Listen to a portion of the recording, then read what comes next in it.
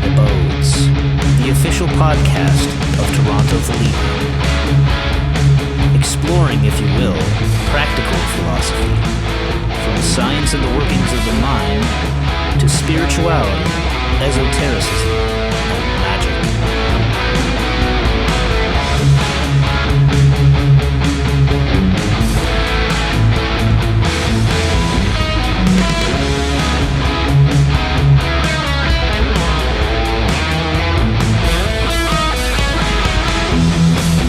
Stooping down, dipping my wings, I came into the darkly splendid abodes. Aleister Crowley had an admiration for Islam and tried to immerse himself in Sufi spaces on a few occasions. The Islamic influence on Thelema is sometimes overt, but often implicit. Author Uthman Ken and I will discuss the Islamic influence on Thelema and on modern Hermetics more generally.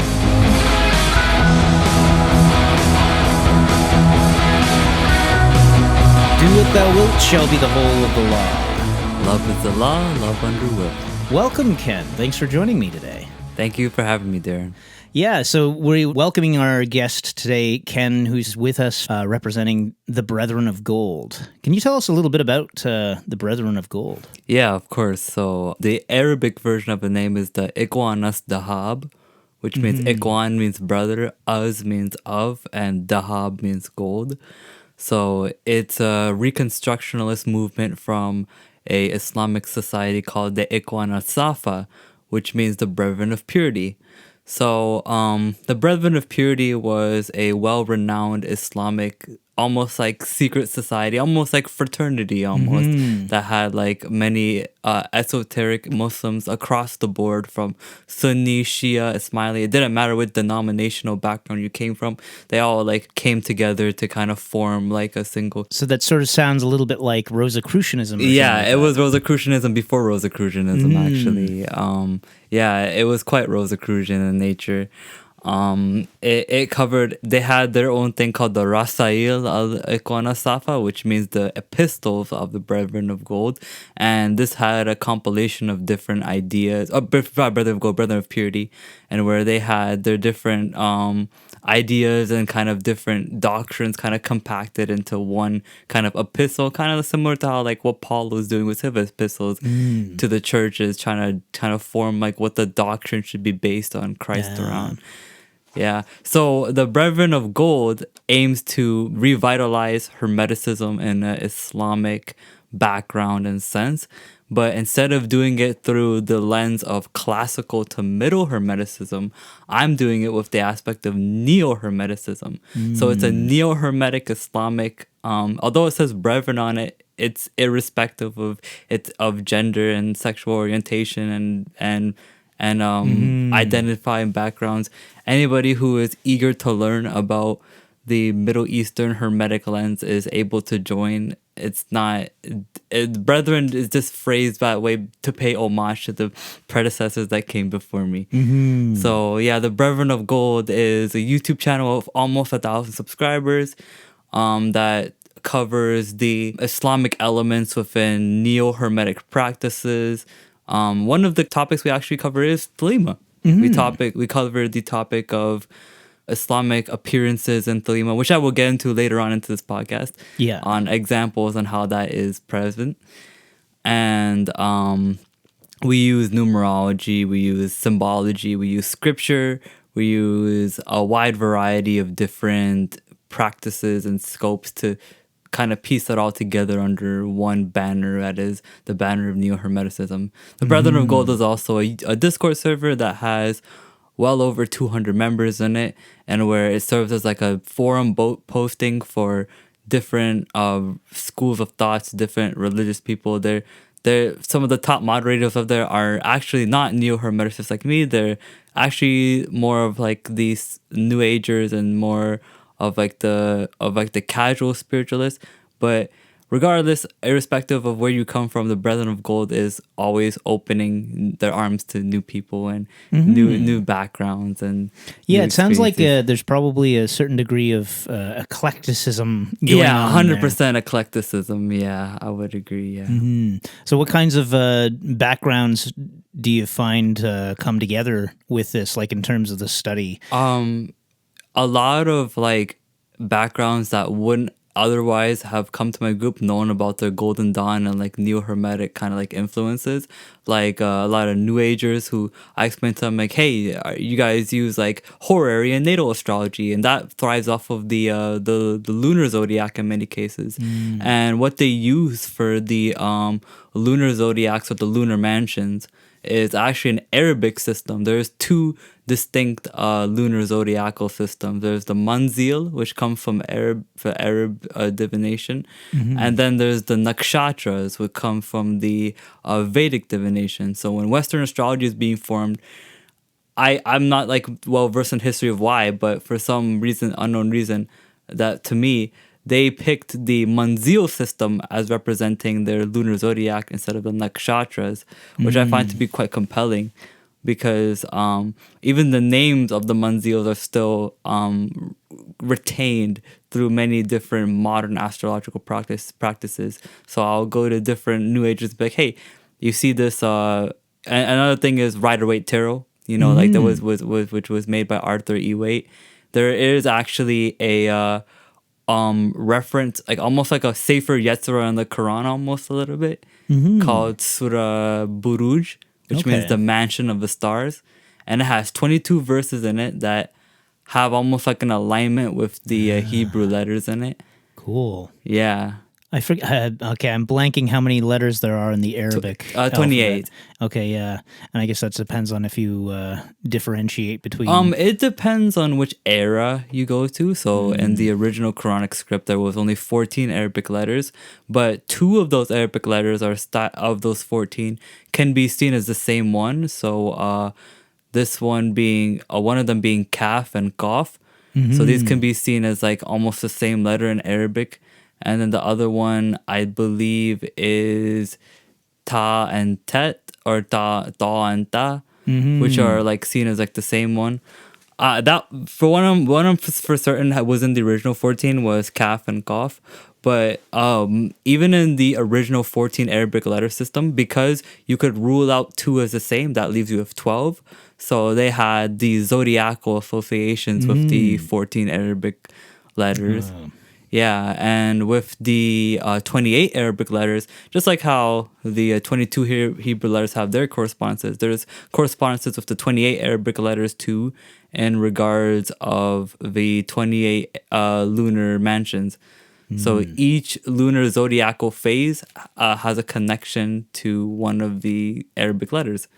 And this is something that's enlisted in the Shams al-Ma'arif, which is like a very classical. It's also in the Picatrix too, which I'm aware that Tausif has done a wonderful workshop on. Under you guys' jurisdiction, which I think is really amazing. I would have been elated to have seen that. Yeah, it's with the subject of the Arabic letters as well. They appear in Libra 777 with correspondences, but not a lot of attention gets paid to that. They don't, and especially in relation to where it's lined up with is the Greek alphabet in Libra 777. It doesn't just line up with its gematria correspondences.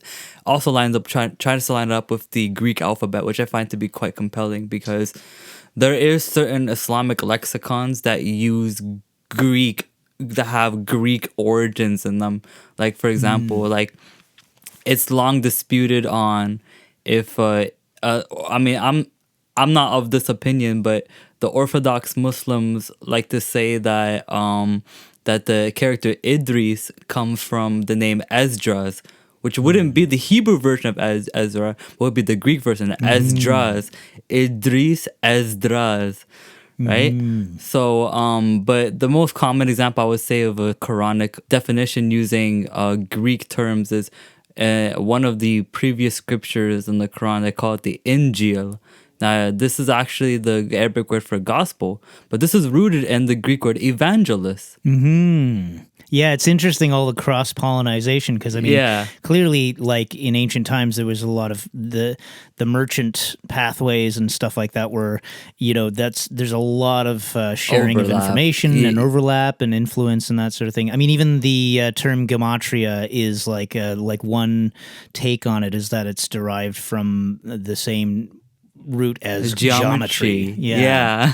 So- Because they saw numbers as symmetrical. They saw numerology as a symmetrical kind of like, Yeah. like thing. Yeah, not to mention that it implies a lot of the like, I mean, with the Sephiroth of the Tree of Life, I mean, we have the formation of the Tree of Life now, but in other times, at different times, there would have been, for instance, concentric circles working outwards.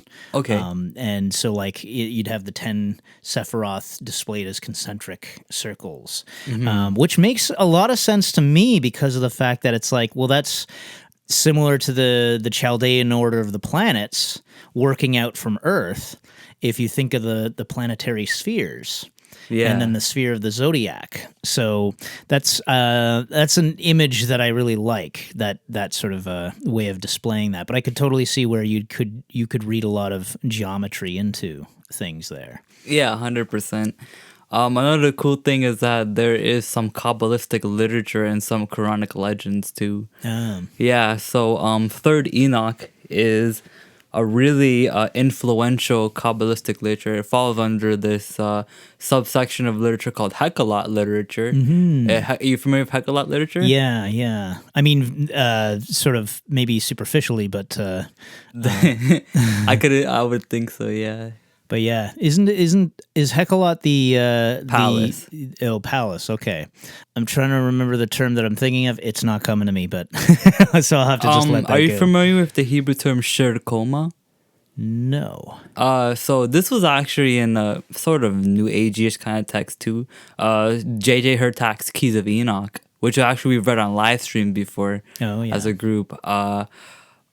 He uses this terminology shir koma, and shir koma is one of the Hekkelot literatures, and it is just a full-on, like, Crowley would have had a field day with shir koma if he had access to it, because this is filled with, it is a dimension by dimension description of God's anthropomorphic body. Basically, it's like God's anatomy, but it's like this side here is this much cubits, and this limb is this much cubits, and this limb is that much cubits, and I feel like Crowley would have loved like that type of like numerology enlisted in there. Is that like involved with the Zohar? Because that sounds very. It could be, yeah. The Zohar. I mean, you're familiar with Arjun, right? Yeah. So he explained to me how that the Liber 777 is a good referential index for a lot of like the numerical and a lot of like the encoded mysteries in the Zohar. Almost like Liber 777 is almost like a cross reference. It's kind of like an interlinear like cross reference kind of index that you can use to kind of better translate Zohar stuff. But you could link a lot of Zohar stuff in the in Hekkelot literature. I would assume so, yeah, because it's a good basis of Kabbalistic doctrine to understand. It's like people will read the Zohar, and also people would take like bits and pieces of maybe a little bit of Talmudic literature, like the Lilith story, and which is like funny enough, people don't understand that's actually rooted in Talmudic literature, and but I think when you start the whole, I actually own two Scholars Elect Talmuds. I own Tractate Barachat, and I own Tractate Erubim 3. No, yeah. So Tractate Barachat is all about when you are trying to learn the certain times on when it's all right to bless the congregation. So it's like, okay, when does the Sabbath start truly in the terms of the sky, right? And it's all these different rabbinical commentaries on, okay, like when's the right timing for blessing, when's the right timing to eat the offering, when's the right timing to kind of contextualize things. So what I've been doing a little bit with like the dimensions and like the timings put in like these Talmudic literatures, I've been using the 777 correspondence, but I'm going to get into my first point here, which is something I wanted to address, and that's like that 777 I think is a very good index for, well, like Crowley claims, it's good for Kabbalistic like kind of like implications and literature, even in Talmudic and Midrash, right, which is like talking about like the more the metaphors of the Torah. There's a lot of great Kabbalistic kind of like symbology in the Midrash and the Talmud that I think a lot of people just kind of zip over the head because they just kind of skip straight to the Zohar, right? It's like all about the Zohar, and it's all about what's at the root, what's more overtly Kabbalistic, but what the things that are more internally Kabbalistic to its symbology, I think, can be quite interesting to unravel. So that's why I want to get into one of my first things I want to talk about, and that is a article I'm actually going to be trying to write for the Toronto Thelema newsletter. Cool. It's a future article, and this is, I call it the Images of the Beast. The Images of the Beast. It is a little bit of history. There is an ancient Turkey, which is the region known as Haran, right? So it's the ancient region in what is known today as Turkey. There was actually, and if you read the book of Acts, it even goes into this, like the New Testament. It details that one of the pilgrimage places that Abraham himself went to was a place called Haran, which it was one of the places he had to eventually cross through in his travels throughout his pilgrimage, right? So one of the regions he visits is the Turkish region of Haran. And people would automatically assume from that position that, so the Haranians must have been like these staunch, like monotheistic, like religious people, right?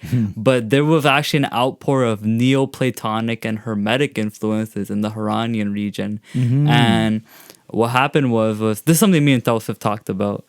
But one of these surviving Neoplatonic and what they call themselves Sabians, one of the surviving Neoplatonic and astrological Hermetic kind of practitioners there was a man named Thabit ibn Qura. Oh, yeah. Yeah, and he basically did some paperwork with the reigning sovereigns at the time that were kind of like iffy about like if these practices that they were doing, these astrological practices, were actually, like fit under the law, right? But Thabit ibn Qura, he did like extensive amount of paperwork and kind of advocating for his people, and made almost like what me and Dawson both agreed to be a manifesto of all of his people in one. Actually, I brought it with me. Oh, okay. Yeah, I brought it with me if you don't mind. You can have a nice look at it if you'd like. But it's a nice compact like manifesto of all of his people.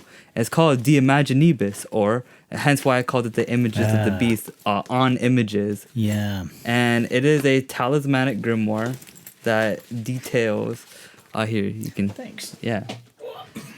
It's translated by John Michael Greer. Yeah, who's a very famous Hermeticist, as many people would know. John Michael Greer. John Michael Greer didn't just translate this, but he also translated the Picatrix. Christopher Warnock does the commentary on this as well. Who is like a huge Renaissance. He's heavily into the Renaissance astrology and the Renaissance magic.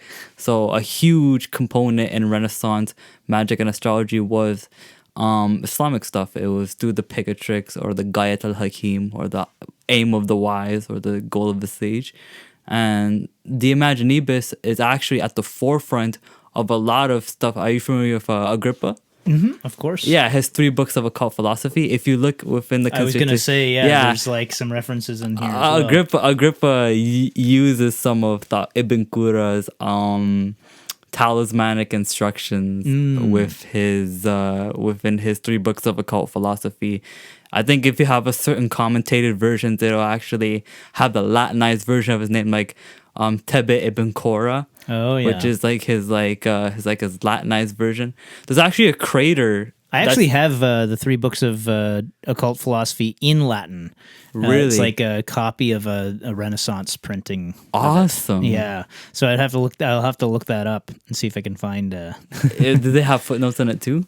I don't think so, because it's an older, text. But it's like I would like to look up the name of Thabit and see how it's rendered there, just out of curiosity. Yeah, it should be spelled Thebit in Latin. Thabit would be Thabit, but that's more of like the English romanization of it. But the Latins call him Tebet, and Thabit ibn Qura is actually, he is host to 2 specific things that are quite popular. Number one, there's a crater named Tebet. They named the crater on one of these, I think on one of these asteroids or one of these. I'm not too sure about which crater it belongs to, but the Thaba ibn Qurra has such a influence on something that he created. They named a crater after him. Mm-hmm. Second of all, Thaba ibn Qurra created a mathematical function called a Thabit number or a 321 number. Mm-hmm. And I have a documentary in where I called a documentary on Thabit ibn Qurra, and where I used artificial intelligence to create computer codes, computer programs out of the functions that he used in his mathematical finals. Yeah. Cool. Yeah, it was able to create Python, a JavaScript, a C++, and it was able to generate the sections of the type of factorizations of his number theory spectrum. Cool. When was he alive? The Middle Ages. Okay, yeah, that's what I figured. Yeah. Yeah. So the Dark Ages for the West. Yeah, Dark Ages for the West, but the Islamic Golden Age. Yeah, the Renaissance for everyone else, basically. Yeah, the Islamic Golden Age.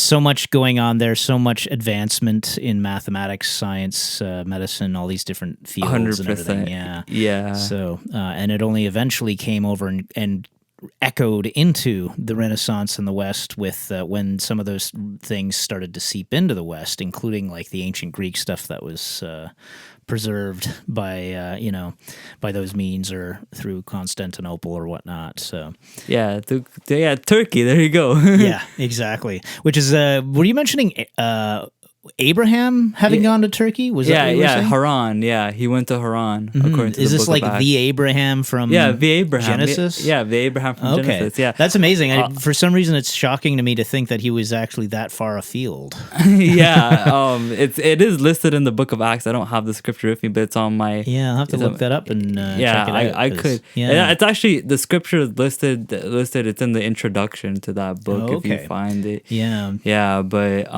cool.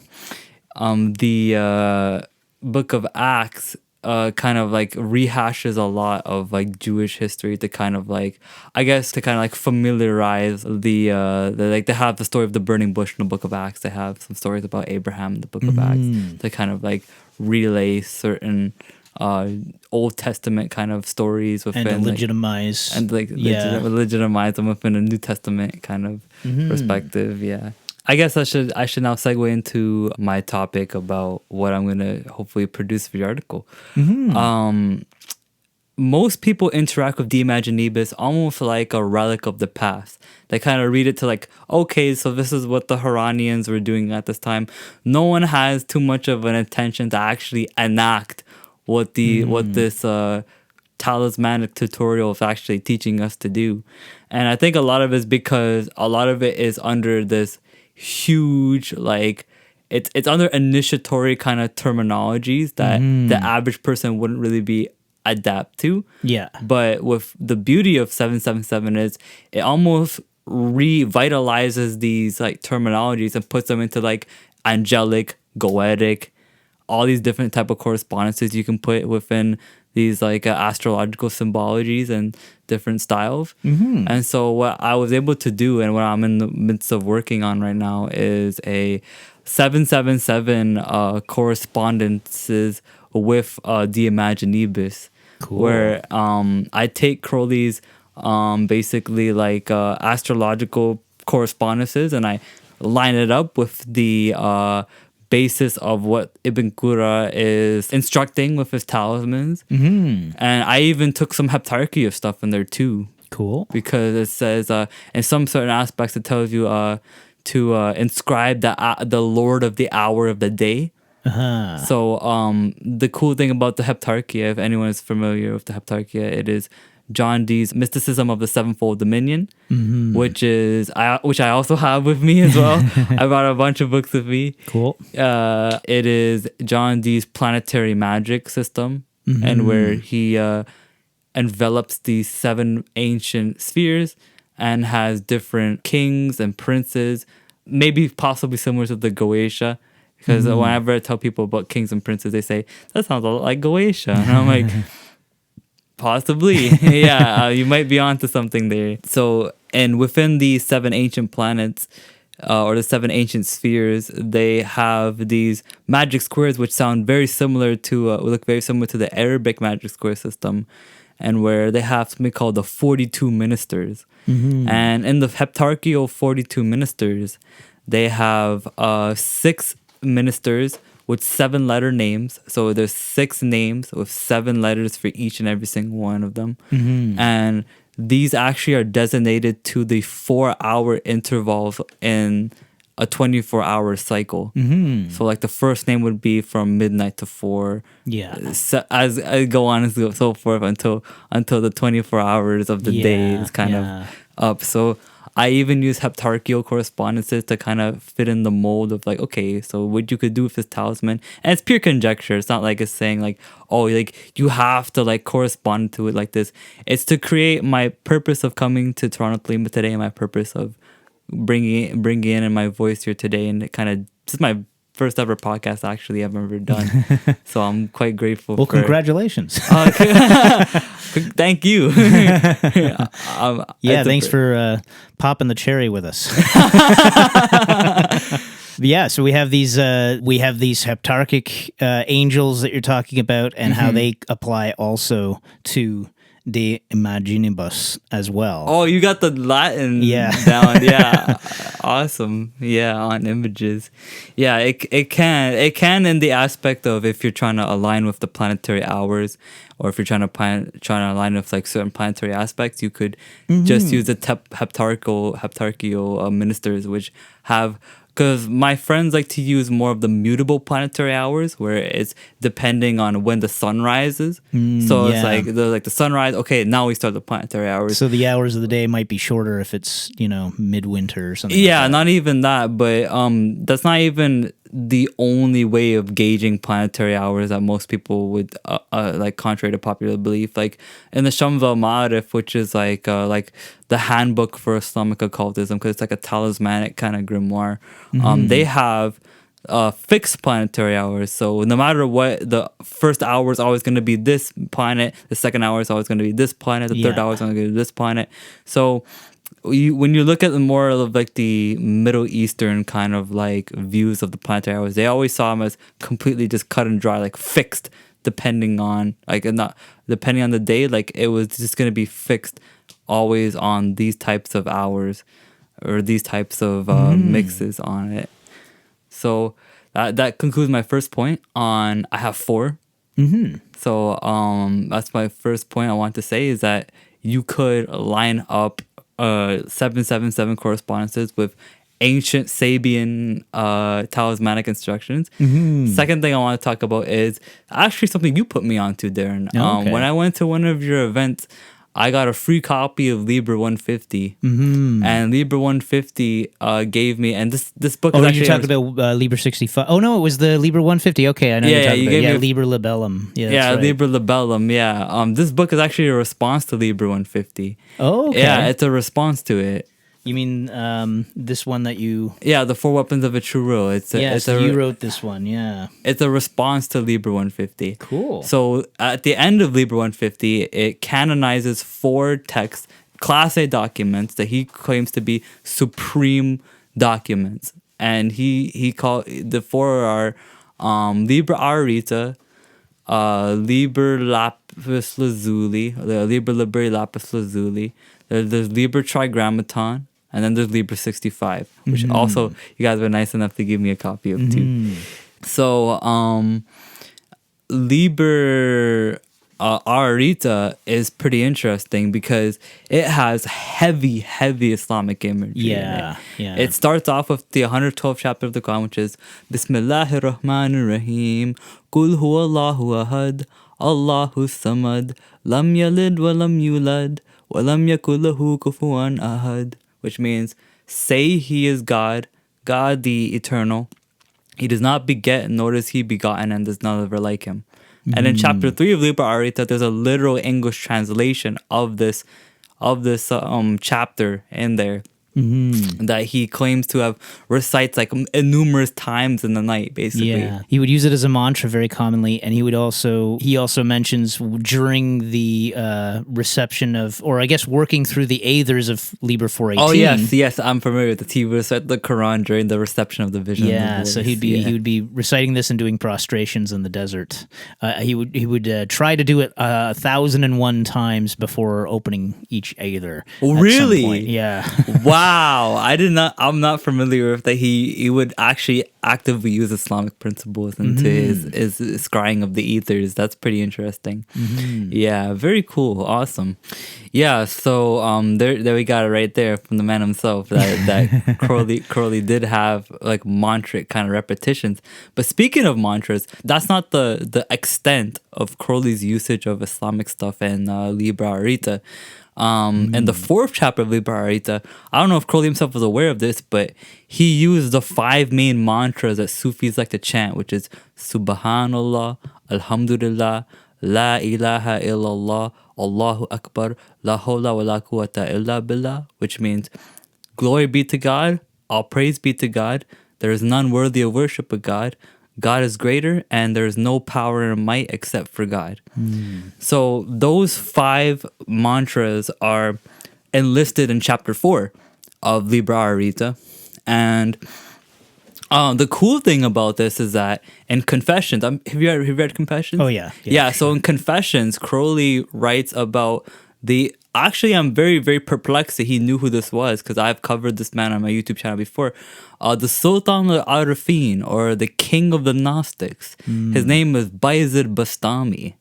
Bayezid Bastami was heavily, heavily revered in Sufic circles, and even Crowley recognized this reverence too for reaching the state of purity and reaching like the state of high spiritual station called, and in Sufism we call it al-fana. And al-fana, although it has some somewhat daunting implications behind it, al-fana meaning annihilation, or some Sufis characterize it as dying before dying. Some more of the softer Sufis and more of like the calmer ones, like specifically the ones in Morocco, just simply call it effacement. Like, so effacement obviously means like a form of erasure. The idea is that when you've reached a high state of purity in prayer and meditation, and you are graced with the presence of the divine, the ego is effaced entirely within the presence. There is no more you. It's just your body filled with the divine, basically. So, a question for you. Pardon my ignorance, but that brings to mind images of Muhammad where there's like the face specifically. Covered, or yeah. just it looks effaced or blanked out, yeah, and that sort of thing. I don't know if that relates in any way. That was mainly so. The reason why they kind of covered Muhammad's face in iconography was because the Muslims place Muhammad in a very high station and a high regard, and the way they saw it was that any sort of depiction of his face could influence people to worship that image. When they didn't want people to center around the person, they wanted to center around who the person was pointing at. Yeah. Right? So that could possibly be one. That an indication of it. But actually, that was good you mentioned Muhammad, because that goes into my point I'm going to tease next after that. Crowley's mentioning of Muhammad in Liber of Allegiance chapter 3 verse 52. So yeah, I got that unlocked for you guys next. Yeah, I was gonna say, nice having that straight from memory there. Yeah, I'm familiar with it because I wrote a book on it. Yeah, fair. Yeah, interesting stuff. But basically, in the Sufi practice, these 5 main dhikrs, 5 main mantras, which I recited earlier for you guys, that opens the gates to al-fana. And in Crowley's Confessions, he said that Bayezid Bastami was one of the people who he acknowledged what the Sufi said about him reaching the state of al-fana, and he likened the Sufi's goal and pursuit towards al-fana as the ceremonial magician's pursuit to crossing the abyss. And he saw like the Sufic pursuit and the ceremonial magician's pursuit as one and the same. One and the same process, basically. Yeah. And where Crowley likened the Sufic journey of ascending. What Crowley might have liked about Bayezid Bastami was his introduction of journeying towards the presence of God, going on that journey, going on that level of those degrees of knowing and those degrees of journeying towards the destination. And I don't have the full quote of what he said, but in Confessions, but he did hold Bayezid Bastami to a high regard, which I give him kudos for. He has a number of anecdotes relating to Sufism and Islam and whatnot. So that's one of those things that I'm fascinated by as well, and I think it's something definitely worthy of much more study and research. Yeah. And in the constraints of that book, and also hopefully, also it was a portion of that book and also an article I wrote for Thelema. I made a numerical correspondence to how even the numbers in Libra Arita line up with the 112 chapter, like the gematria of the verses of 112. In fact, the first verse of chapter 112 is valued at 220, which is the code for the Book of Allah. Yeah, and the second verse is valued at 231, which is a code for Kabbalah, which is the 231 gates, which is like the combination of the Hebrew letters. Like it's 22 times 21 divided by a certain number. But it equals to 231. So the 231 gates of Kabbalah. So there's a lot of ancient and like now what most people consider modern Hermeticism within the constraints of Islam. So that brings me on to that concludes my second point. So my third one is the mentioning of Prophet Muhammad sallallahu alaihi wasallam in the Book of Allah. So when I talk to certain Thelemites about this specific topic, they kind of brush it off as, or they're almost already apologizing for him, for me, as if I don't see the symbolism in it. At least I don't see like past like his phrasing. They're like, oh, I'm sorry, like Crowley just likes to take a shot at everyone, or it's like, I'm sorry, you're not finding any information here. He's just being blasphemous. But, wonderful. But I've done the numerology for the verse in mind. I've done the numerologies in contrast to the different mentionings of Muhammad in the Quran. I've done numerology with the hidden code and chapter 2 verse 76. Chapter 2 verse which verse are you looking for? The one with the hidden code in it. Oh, okay, yeah. So that I think is like probably 73, 74 or something like that, 73 or 74. We could always look it up. Something in the 70s. I should know that. I memorized the damn chapter recently. So. Oh, you memorized it recently? Awesome. But yeah, the code that's like 4638 ABKL. I have a shameless plug, but I have a book on Amazon called The Blinding Wings where I cracked that code. Using the first verse of the Quran, which is like a very like it's a very it's almost like the Da Vinci Code for Muslims almost. They break down the linguistic structure of it. They break down the gematria of it. They break down like what exactly is this code. And I'm like, I put two and two together. I'm like, what is the Thelemic version of the first verse of the Quran? And where everyone like numerically breaks it down and like numerically kind of like jumbles it and mixes up with it. And I was like, And I was reading through the Kabbalah and funny enough, one of my friends talked about how, are you familiar with J. Daniel Gunther? Oh, yeah. So J. Daniel Gunther, from what I heard, he used either the I Ching or the Tao Te Ching, I think, to decode some of that Book of Allah code in it. He used some Orientalist Eastern numerology. So that kind of sparked the idea in my mind. I was thinking like, what can I do with Islamic numerology? Because that's like very abundant, and at this point I didn't even know about the Arabic letters in 777. But I had basically done a syncretic blend of basically mixing the first verse of the Quran and the code enlisted in and the Book of Allah, and I'm not gonna spoil the results, but the result may shock you. It was quite symmetrical. Interesting.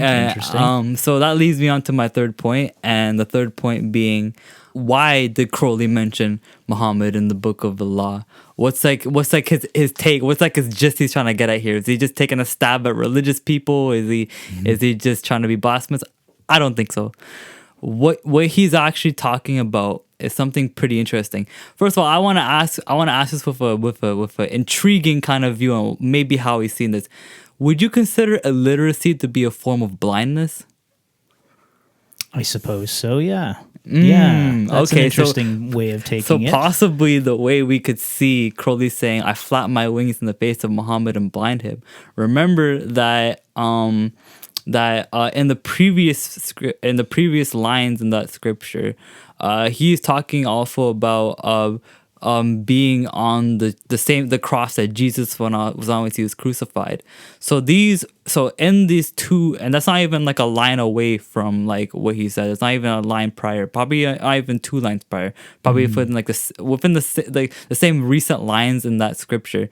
So what Crowley's insinuating with saying, the stuff about saying about being with Jesus on his cross and then flapping his wings in the face of Muhammad and blinding him, what that means from my view is that he is saying that the presence of his holy guardian angel or ayahuasca, or what he is channeling, has a ancient symbology and has an ancient presence, and is present during these religious leaders' most crucial moments. So for Jesus, his moment is when he's crucified. For Muhammad, people, if you're not learned, you may not really understand which is the most crucial moment for Muhammad, but seems Crowley did, because Muhammad's most crucial moment for at least most Muslims is his ascension up the heavens.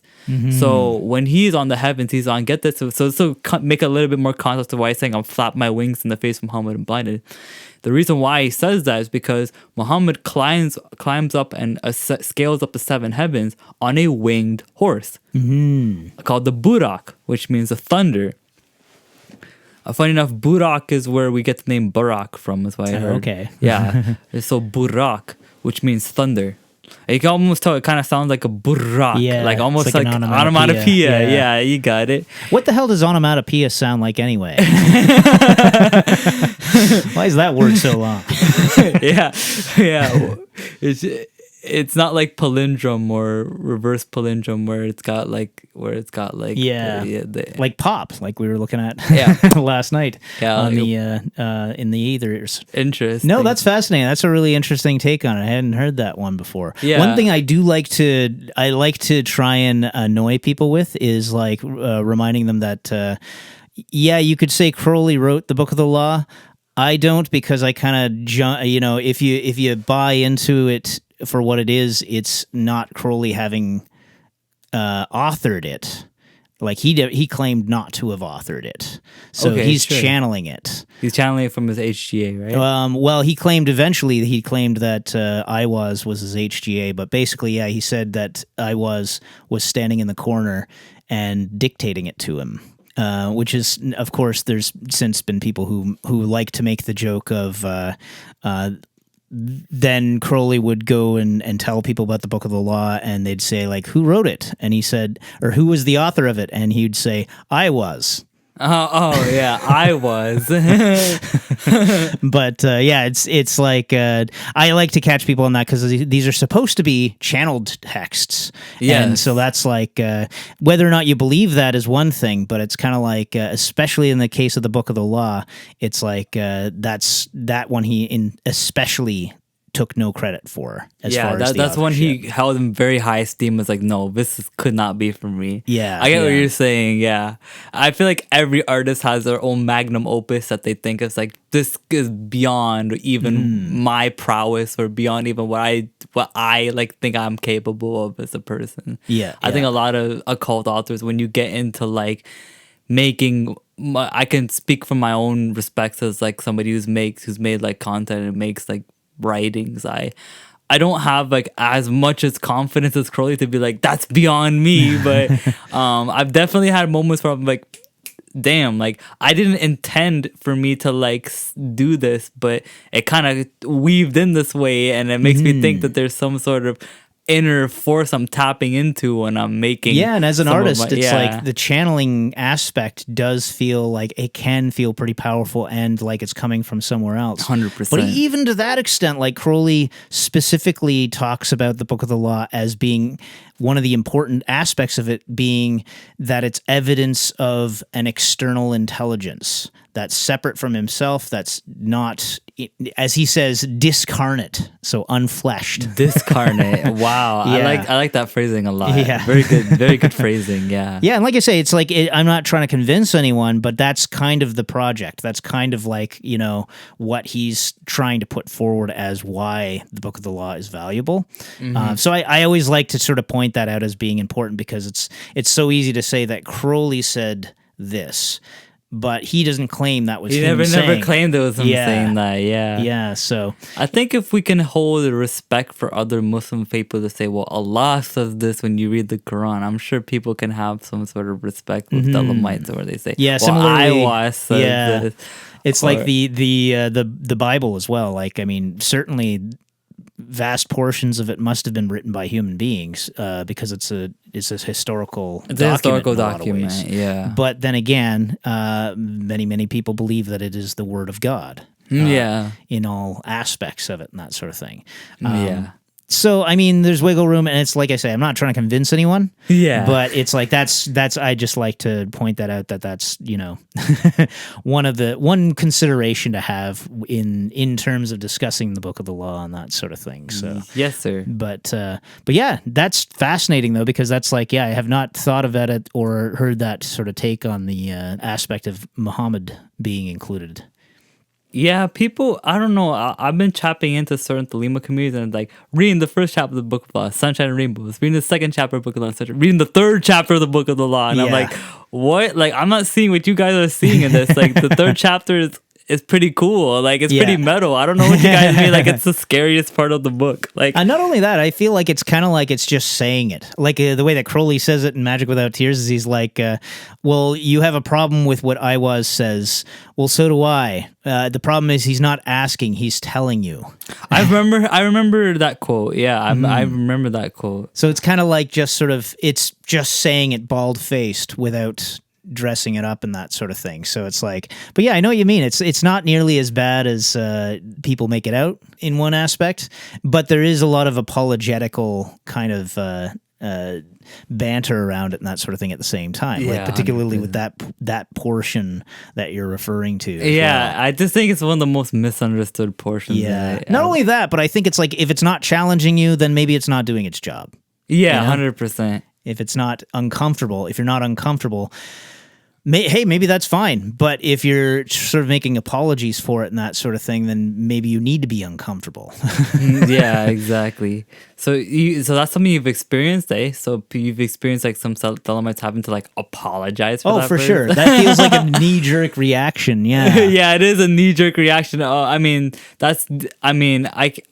It's kind of hypocrisy I kind of seeing, and where religious people don't like when people take one verse of scripture, be like, see, that's the aha moment. That's like showing that, you know, that, and people with a lack of better, I'm not saying that those Thelemites apologize and have a lack of better knowing. I'm just saying that a lot of people who tend to like only see it from a surface level will probably feel compelled to apologize for that one. Really, Crowley's actually saying that, no, you see what's happening is that during these religious people's most iconic moments, Jesus' crucifixion, Muhammad's ascension, that Iwas is a present element in those things. And notice how even in those specific examples, they're using animals. I also peeped that, is that they use animals. So on the Jesus cross portion of it, it talks about the crow that plucks on his eye, right? And on Muhammad's part, who is the one flapping his wings in the face of Muhammad? It's the burak. It's the winged horse, right? So it's like Crowley is assuming the position of the eye in both of these iconic moments, saying that basically the ministry of Rahul Kui, or the ministry that Iwas comes from, is not new. It's not new.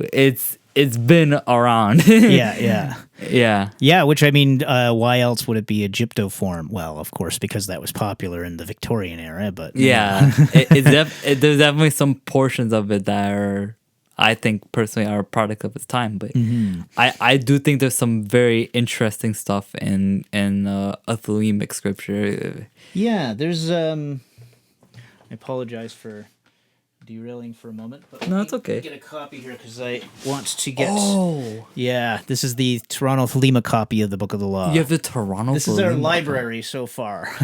Oh wow! It's not very big, but it's a start. Sure. And these are kind of hard to come by these days too. Yeah, I have just an Amazon copy of it. That's a very crisp copy. Yeah, if I could get a pile of these, I would, just to have on hand. But for whatever reason, to give them to people or whatever, for it is the law to give. But let me see if I can find, rather than trying to remember it. I have the first 2 chapters memorized, and I should be better with the verses. Incidentally, the code that you were talking about, is that in 276?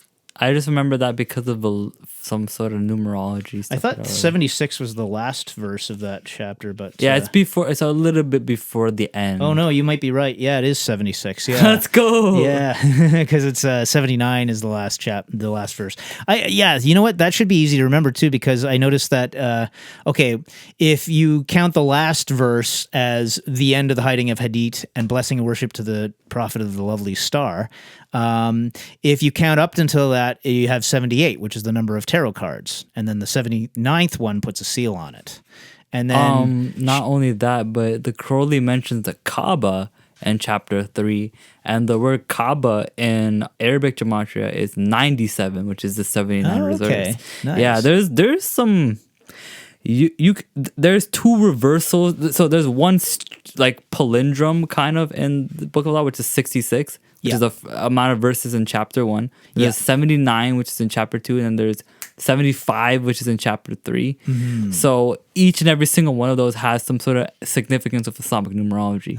Okay. So 66 being the first chapter is a gematria value of the divine name, Allah. Aleph valued at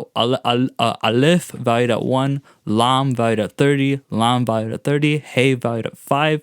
Take them all together, you get 66. Mm-hmm. So that's already kind of lining up a little bit with the first chapter. And I was going to say that the last verse, the 66, if you took that as a seal on that chapter, the manifestation of Nuit is at an end, then that leaves 65 up until that point, 65 being Adonai, the number of Adonai. So similarly. Yeah, exactly. Fun.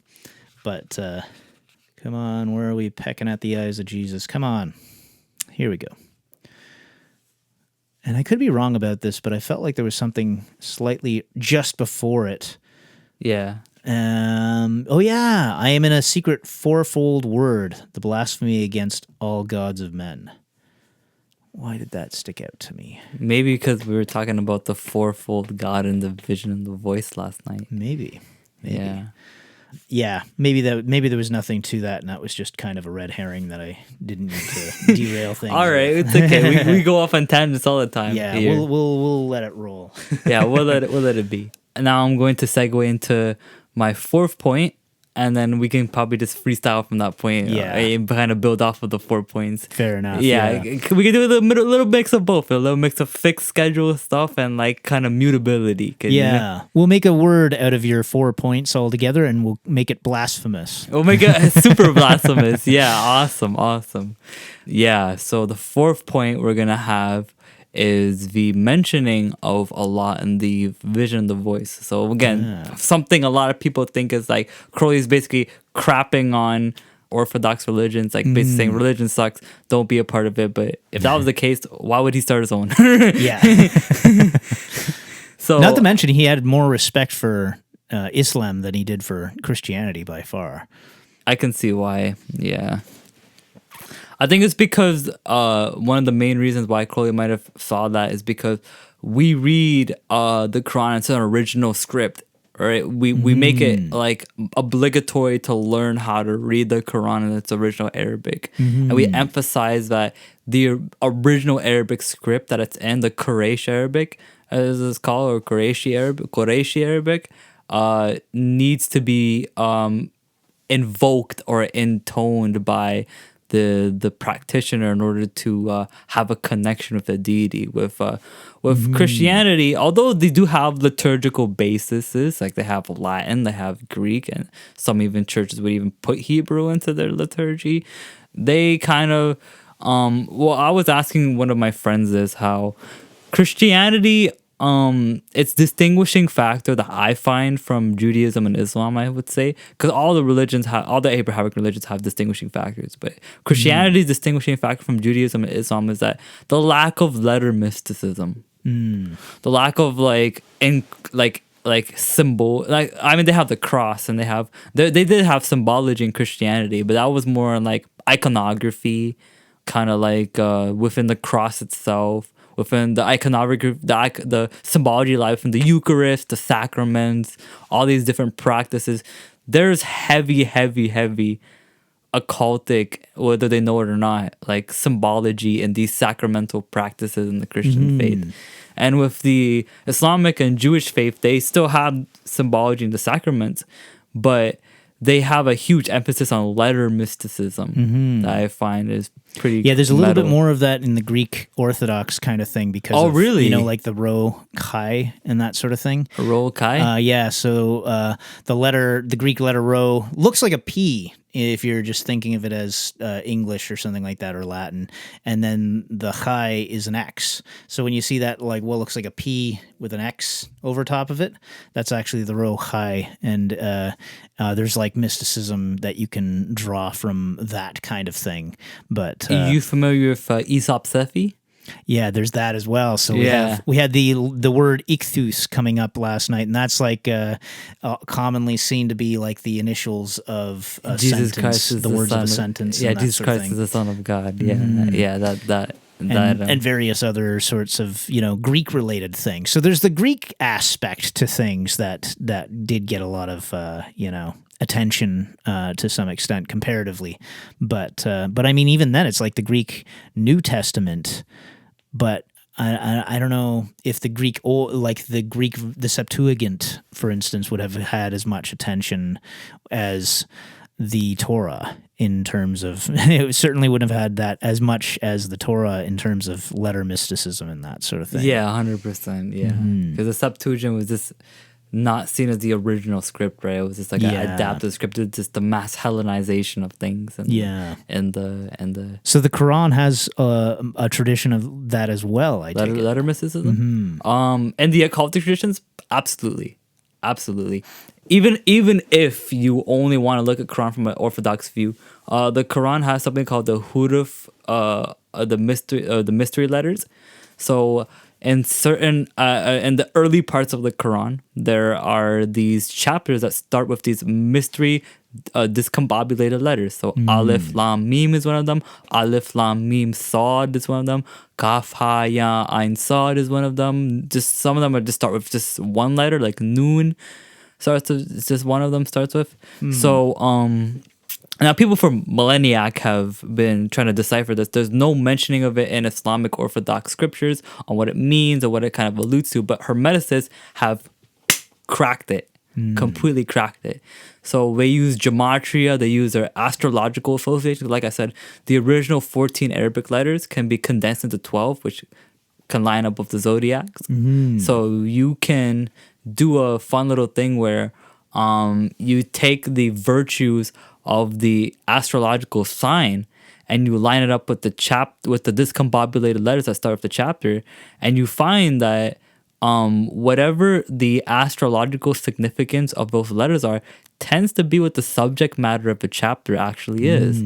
So there's definitely something going on. Yeah, letter mysticism definitely holds a huge role, even in Islamic orthodoxy, because this kind of like because like the Orthodox never was adept to like gematria or like symbology in the letters, they were kind of still forced to pick up like letter mysticism, because a lot of these Sufi mystics, they saw it as like hidden codes, and some of them maybe saw them as names of God itself. Actually, they saw these actual names as like ways to invoke God in their own respective right and stuff like that.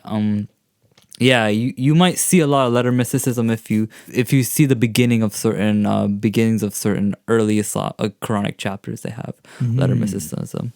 Cool. But yeah, moving on to my fourth and final point, and then we can freestyle, is the mentioning of Allah as Leviathan in the vision and the voice.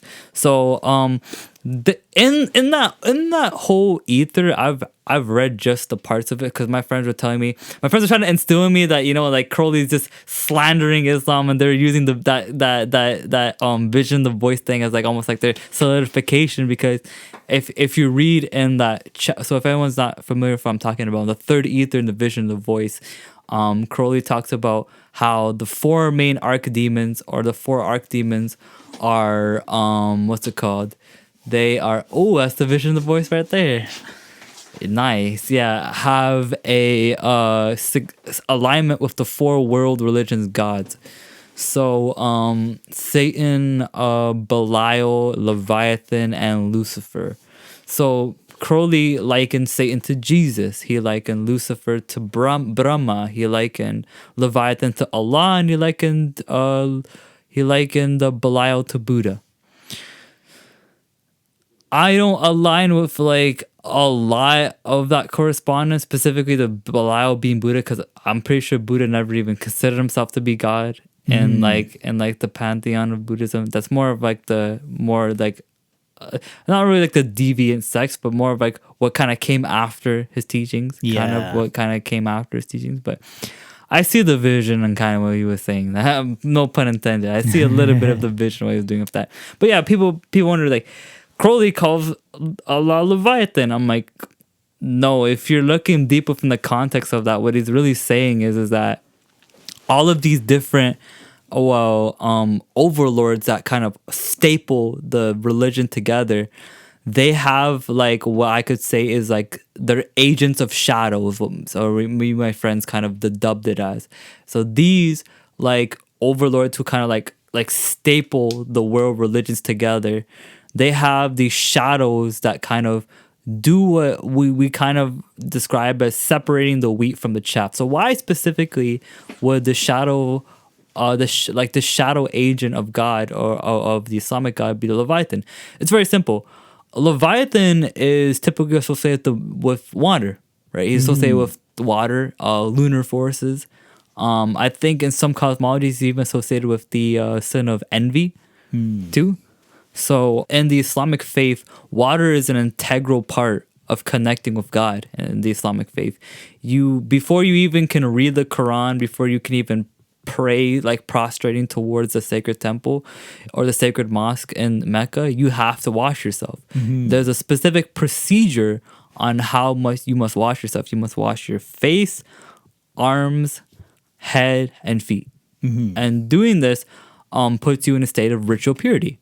So attaining ritual purity in Islam is centered around the element of water in Islam. So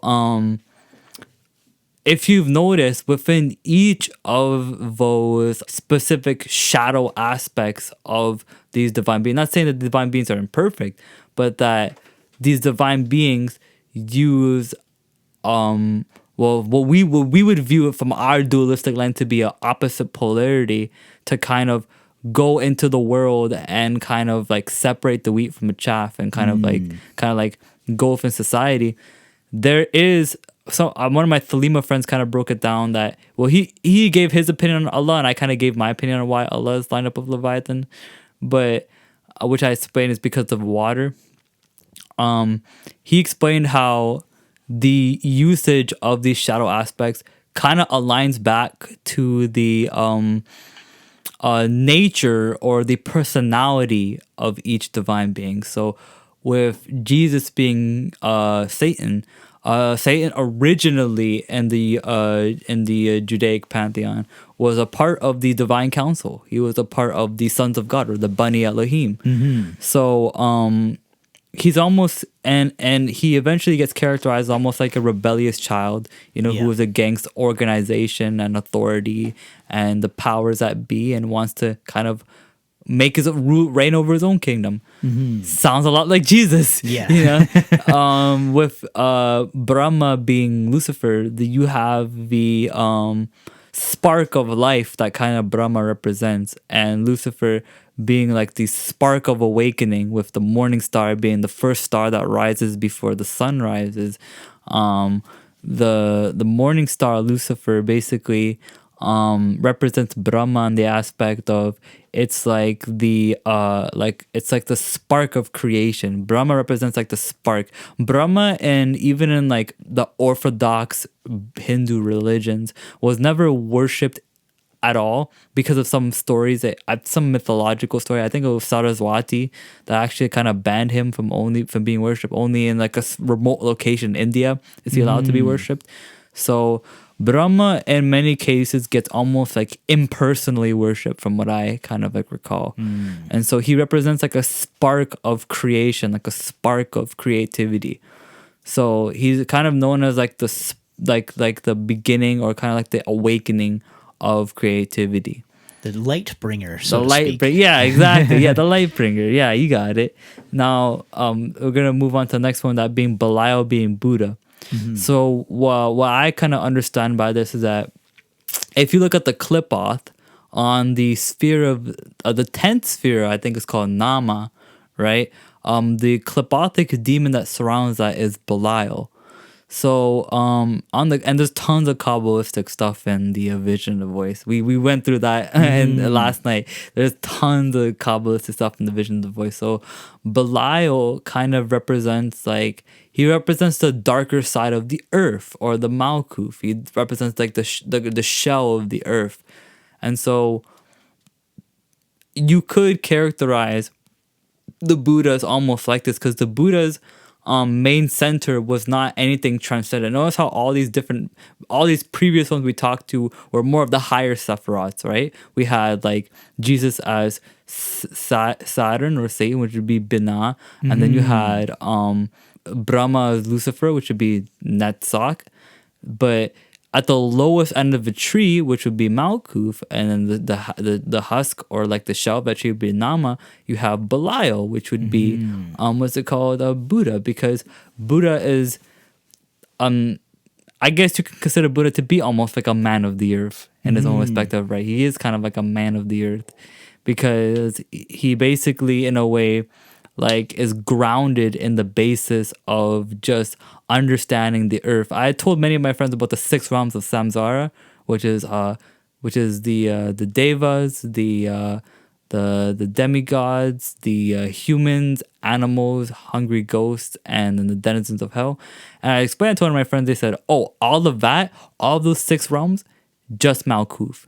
It's all just Malkuth, right?" So Malkuth is so vast for the human like experience, and for what we need to be experiencing here, that Buddha kind of like sets like that whole like basis for what you're supposed to do in Malkuth. So everything from teachings like from samsara to meditating to holisticism, it's not based on achieving like this high state beyond the world. It's actually the state.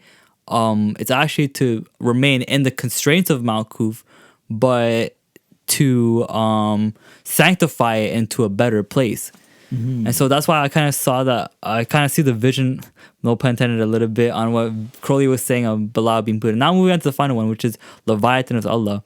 So Leviathan would be, so from what I've placed in my cosmology, you can place Leviathan on Yesod a little bit. You could place Leviathan on Yesod because of Yesod associated with the moon and water and subconsciousness. And another thing is Leviathan is the serpent, which would do with Kundalini, which would do with the overall pleasure of the sacral chakra.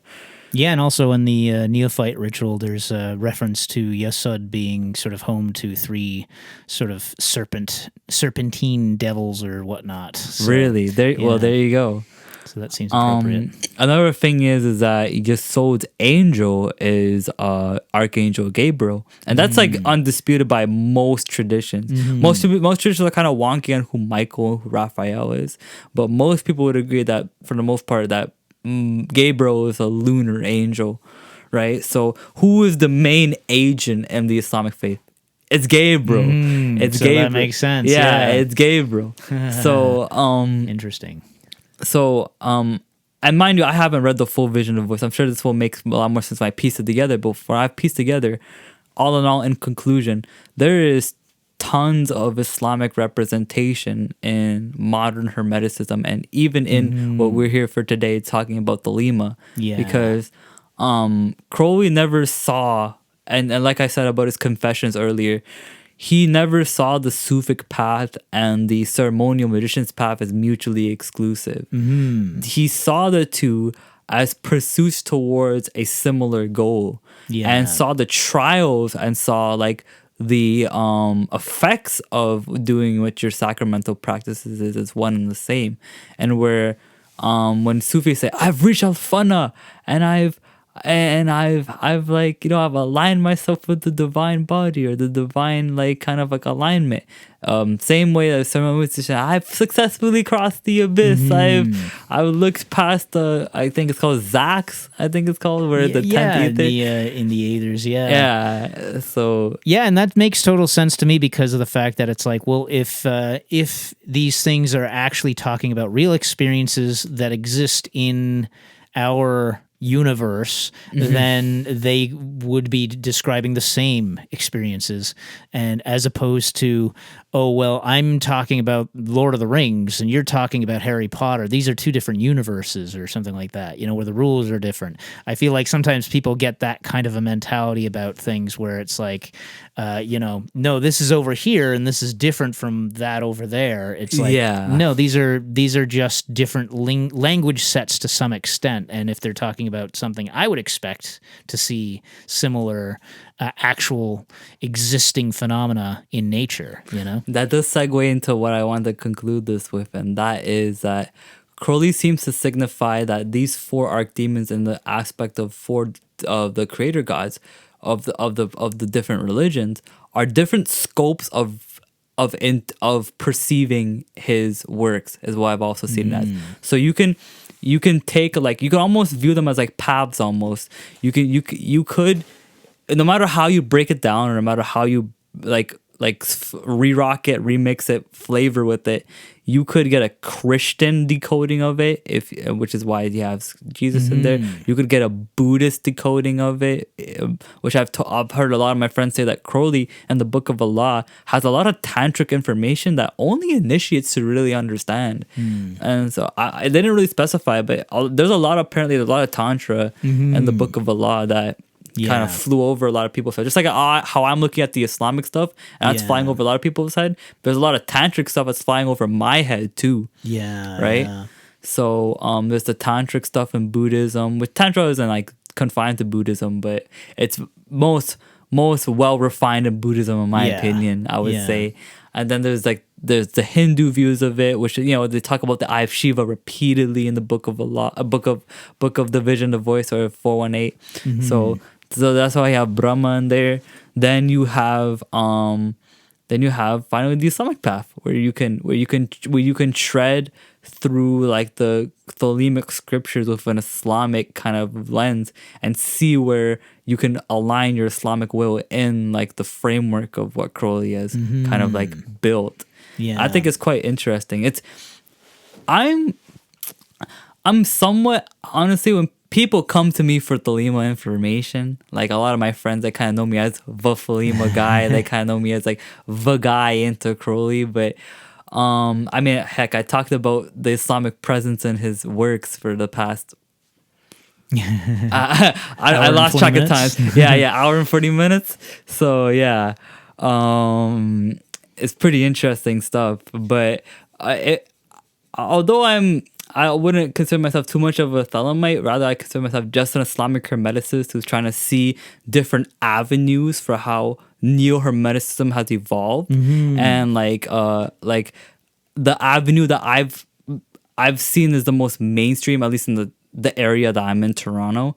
Seems to be the Thelema kind of avenue. I've kind of been adept to kind of be like, okay, like, so Thelema seems to be like kind of like the main like neo-hermetic kind of community that's in my area. Why don't I get like to know like some of the doctrine there? And I was just blown away of how much like Islam is actually in there, how much like the presence of Islam is actually present in there, where people would be like, or the average Thelema would tell me, this is this Crowley being kind of wagging their finger at me, this is this Crowley dissing your religion. I'm like, it's quite literally him including it, but okay.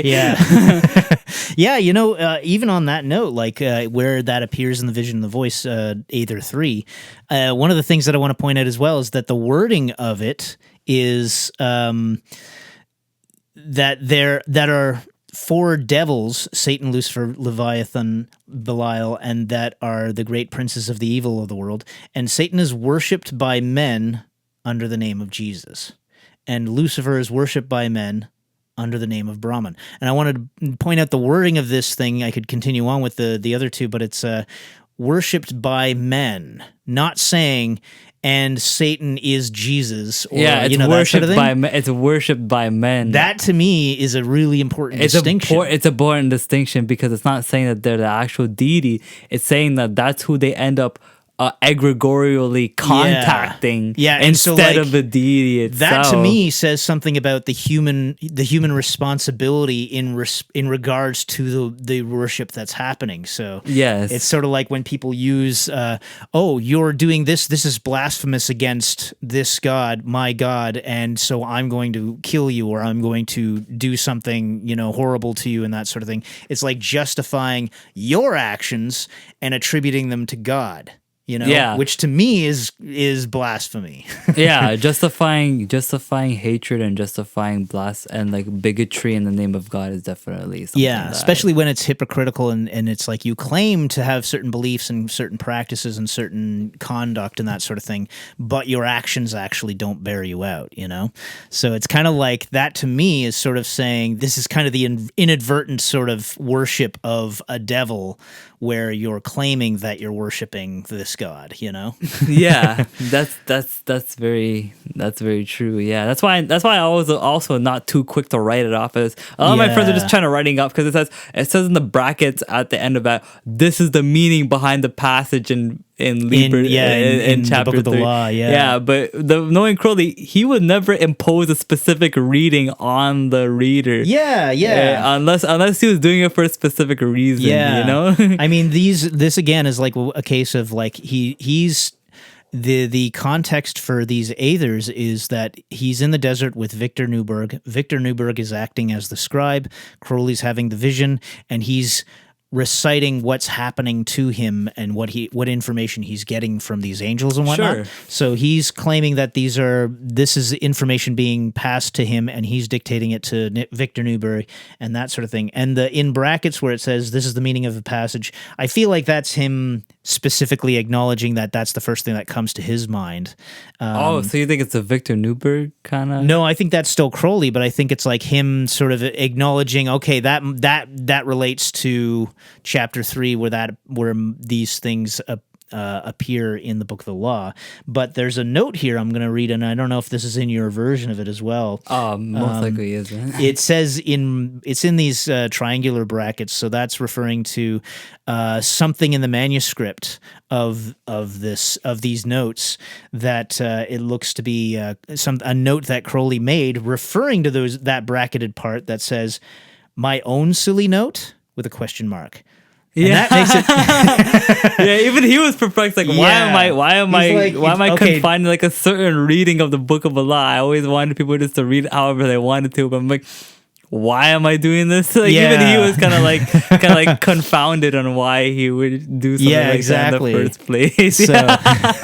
I think I do remember reading that actually. Yeah, and that's the thing. It's like there's always context is important, and it's not always as obvious as you think it is. And so, like to be kind of have a reactionary kind of apologetical approach where you're either accusing Crowley of being this or apologizing for Crowley being that. It's kind of like, well, maybe it's not quite so simple as you think it is, and maybe there's something that you just sort of, not to mention the fact that it's like you just might have to read it a couple of times and kind of Yeah, 100%. Or you could be actually learned in the religion he's slandering and being like, wait a minute. Yeah. You should stop assuming that Crowley is ignorant of these terminologies and start realizing, dude, I kind of didn't be like, nah, he definitely knows what's up, because that's the first thing that came to mind when he said I flapped my wings in the face of Muhammad and blind. I'm like, that's probably referencing the Burak. Yeah. That's probably referencing the Burak.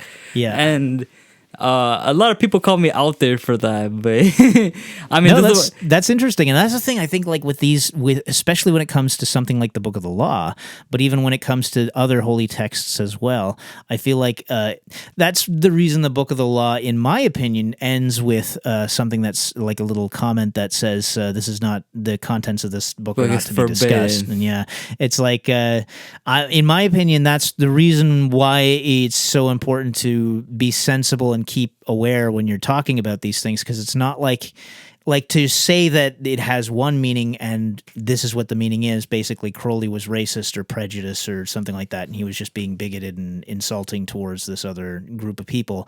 Then that's potentially taking away from all these other possible interpretations and deeper meanings that you might potentially be able to find, Yeah. And maybe at a different point in time, maybe right now, this has like the idea that you're sort of putting forth as the Barak, which maybe later on down the road you'll discover a deeper meaning or a different way of taking it that might, create a whole different, Awesome. So yeah, that's the thing. These things, holy texts, I feel like are living texts. Okay, sure. They live with you. They live through you. Yeah. And you engage with them, and they can. You utilize them. You subjugate your outer surroundings with the power of the text. But they also, they live. They evolve. As you evolve. They do evolve as you evolve. Yeah. But yeah, that's great. We've gotten a lot of interesting ideas there, just from a very different framework than we'll usually be talking about on this. So thanks very much for bringing some of these ideas to the table. Thank you, man. And a lot of food for thought. So 100%. I wanted to come here to open an honest dialogue between Islamic occultism and Thelema, because people think it's like, well, Islam is very restrictive and Thelema is very freeing. How could the two be kind of mutually exclusive? It's because, well, it has a lot to do with the fact that in Islamic occultism, they have quite liberalistic values, and the aspect of it's like we care more about how you're intending to do what you're doing rather than what you actually do. Now, there's a lot of Islamic values I still hold very true to. Like, I don't drink alcohol. I mean, I be smoking a little bit of ganja, but I don't drink alcohol. I don't consume usury. I noticed you looking over at that bottle of J&B, by the way. I don't know if you were actually looking at that or not, but oh no, I don't drink alcohol anymore myself. And I wanted to point out that bottle of J&B is because in old Italian genre films, they would always have a bottle of J&B in the background. So I specifically got that. Oh, that's nice. You like to see your life as a movie. Yeah. It's like a little, And since this is an audio podcast, no one would ever know otherwise. So. Awesome. So awesome, nice. But yeah, and that's the other consideration as far as Islamic tradition and that sort of thing is that there's a lot of different Islamic traditions. Yes, it's not like there's one school of thought. There isn't. And even in Hellenistic Islamic thinking, you have Pythagorean Muslims, you have Socratic Muslims, you have the most famous being Neoplatonic and Aristotelian Muslims, right? So it's like Hermeticism to me kind of groups all those different Hellenistic Muslim thinkers and kind of lets them know hey, this is how you bunch it all together and how you kind of put it all into one thing. Cool. Yeah. Any books you might want to recommend or anything like that come to mind? Not to put you on the spot, but I mean, outside of what I've written, I mean, if you're trying to get, the book I just showed today, De Imaginibus, that's a really good introduction to the Christopher Warnock and John Michael Greer version. I would recommend because it gives the history, even if you don't understand any of the inscriptions or any of the instructions in it, that's okay. I think that it still has value in the Christopher Warnock and Greer version, where they give the history of Sabian Haranians and how they dispersed across the country and how they became prominent in the Abbasid dynasty. So that's one of them. These all these books I'm listing can be found in Amazon. But the second book I'll recommend is the Mushaf as-Suwar. Now, the Mushaf as-Suwar is the book of pictures, and it is a visual alchemical text by, you may know him, Zosimos of Panopolis. Oh, yeah. Yeah, so Zosimos was a How's he doing anyway? No, I'm kidding. yeah, how is he doing more than 1,000 years Yeah. later? Oh, I guess I should have checked in sooner. Yeah. Yeah, I guess his alchemy didn't make him immortal. Yeah. As far as we know. As far as we know, yeah. So Zosimos, if people are unaware, was a Gnostic Egyptian alchemist who did a lot of influential things for specifically Islamic alchemy, actually. Islamic alchemy, very, very influenced by Zosimos. They called him Rusam, which was his Arabic kind of Latinization almost, or Romanization, what they called them Rusam or Ismu. So Rusam was kind of, I searched up a bunch of different Arabic versions of it, and Rusam was the one that really stuck out to me.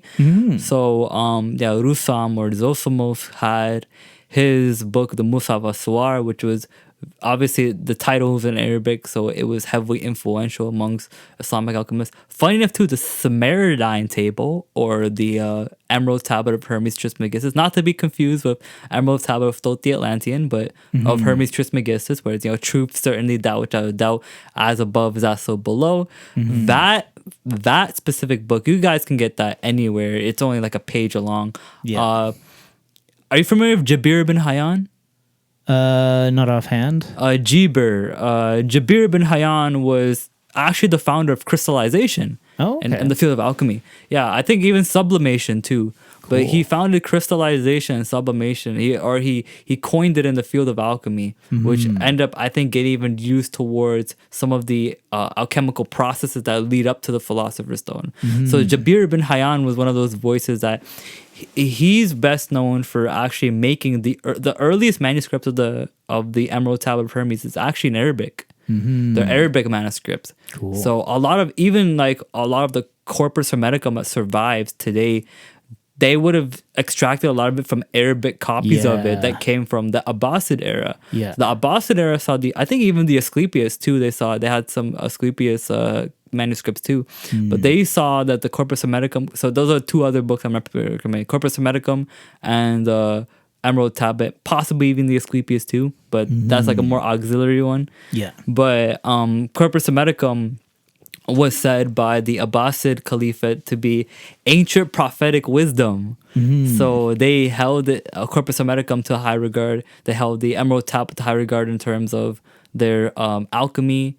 And finally, of course, if I'm going to give one more book recommendation, I would absolutely recommend the Gayat al-Hakim, or the Pick of Tricks. Yeah. Once again, even if you are not familiar with any of the terminologies, are still a very good read for getting a glimpse of what Sabian or Eastern Neoplatonism and Eastern Hermeticism kind of look like and kind of was practiced. Yeah, that's pretty much all the book recommendations I got. Cool. And for your own books. Oh, for my own books. Yeah. Yeah. How about that? Sure. Yeah. So it's published under Uthman Ken? Yes, it is. UTHMAN space KEN. That's my name on Amazon. Yeah. So I would want to say there are, out of my 4 publications, I want to say there's 2 that I would say were at least pertinent to what we were talking about today. The first one, which is on Amazon for less than $10, is The Blinding Wings, and where if you notice, it harps on the I flap my wings in the face of Muhammad and blind him. I took that and I titled it my book as homage to that. So it's The Blinding Wings is a numerical breakdown of the Book of the Law of Secret. It's a purely numerological text. It's a numerological, I want to claim it's almost like a numerological artifact almost I made in my own respective rights. And where the point is to keep it to know what the decode is. Once you've read it, know the decode. So it's a reference. Yeah, referential. Yeah, referential. So the Blinding Wings is a numerological decoding of the chapter 2, verse 76 of the Book of Allah within the first verse of the Quran, which means Bismillahir Rahmanir Rahim, which means in the name of God, most merciful, especially merciful. So that that delves deep within the constraints of like understanding like Islamic numerology and combining it with the Thelemic numerology. And then finally, in terms of like, I was going to give 2 out of the 4 publications I made. So the second publication I would say is like really interesting is Kabbalistic Sufism. It's a brief yet broad synthesis on Hermetic, Hebraic, and Sufic mysticism, where I make the likes of, I do 3 types of sections, and where I do the systematics, the angelology, and the philosophy. So I tell how Kabbalistic philosophy aligns with Sufic philosophy, how Kabbalistic angelology aligns with Sufic angelology, and how Kabbalistic systematics align with Sufic systematics. So within Kabbalistic Sufism, which is my best-selling book on Amazon right now, so naturally I would give that one. And also because it's relevant to this topic, I synthesize Hebraic and Hermetic mysticism with the Sufic body, and aim to like branch how, yes, Sufism didn't have an overt practice of Kabbalah, but the beauty of the Kabbalah is that one is tapping into these trees upon trees upon trees within the constraints of the symbology and the sacraments and the practices without them having to even have a sense of it in the first place, right? So I am no way I'm saying the tree of life is in the Quran or saying that, you know, like the tree of life is in the Quran, you say? Yeah, and I apologize. Yeah, that's all good. Yeah, I in no way am saying that Kabbalah is like an explicitly titled like thing. Everything I kind of get to when people kind of challenge me and be like, tell me where the zodiacs or the planets or the magic is in the Quran. I'm like, I will, but what I'm going to let you know is that if you're looking for the Quran to basically say, and verily we have given you the zodiac, and verily we have given you the planets, and verily you have given you magic, you're out of luck. No cigar, right? But when you look at the symbology and when you look at the mystical implications behind some of the miracles, when you look at some of the stories even, there is an abundance of Hermetic thought that's rich in Islamic stuff. One more book I'll recommend, that's not mine, is Esoteric Islam by Sakal Smith.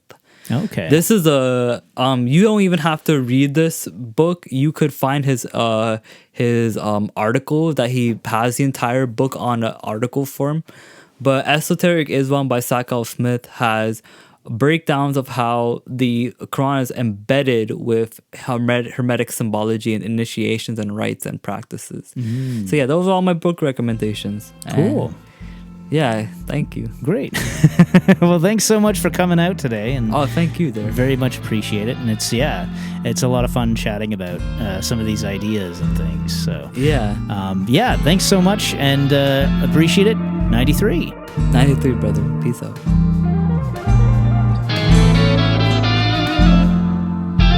Thanks for listening. Find Toronto Thelema online. Like, comment, share, and subscribe, and help us grow. And join us again in the darkly splendid abodes.